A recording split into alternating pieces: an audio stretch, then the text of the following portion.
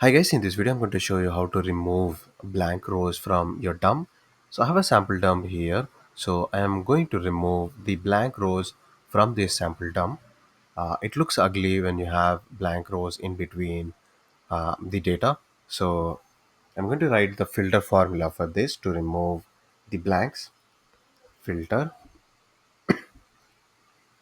and then I'm going to select the range which I want. So you can select only one column here. First I'm selecting the range, then what I'm going to do, I'm going to remove.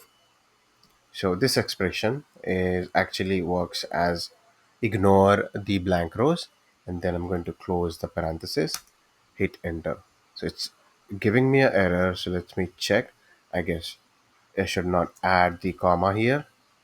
Enter. Now you can see the blank rows are now removed.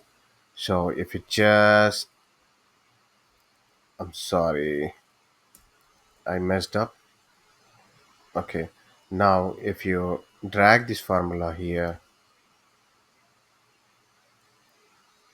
now all the details are automatically added.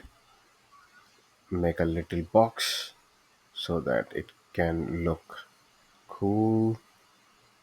Now you can see this one compared to this one, it was unnecessarily capturing the blank rows. Now this is very cleaner version of this.